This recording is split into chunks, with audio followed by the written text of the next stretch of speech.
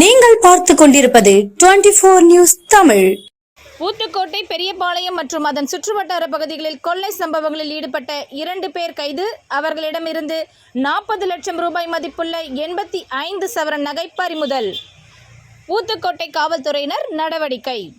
திருவள்ளூர் மாவட்டம் ஊத்துக்கோட்டை அருகே கடந்த 22ஆம் தேதி பெரம்பூர் பாட்டை பகுதியில் மணிகண்டன் என்பவரின் வீட்டின் பூட்டை உடைத்து 5 சவரன் நகை 2 லட்சம் ரூபாய் ரொக்கம் கொள்ளையடிக்கப்பட்ட நிலையில் கொள்ளையர்கள் எடுத்து வந்த இருசக்கர வாகனம் பெட்ரோல் இல்லாமல் மணிகண்டன் வீட்டு அருகே நிறுத்திவிட்டு மணிகண்டன் வீட்டில் இருந்த மற்றொரு இருசக்கர வாகனத்தை கொள்ளையர்கள் எடுத்து சென்றனர்.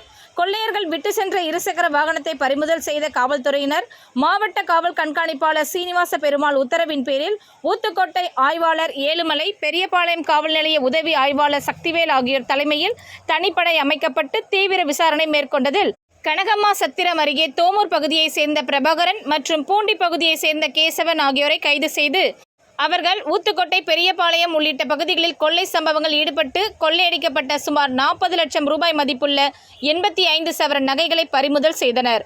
இதையடுத்து அவர்கள் இருவரையும் நீதிமன்றத்தில் ஆஜர்படுத்தி புழல் சிறையில் அடைத்தனர்.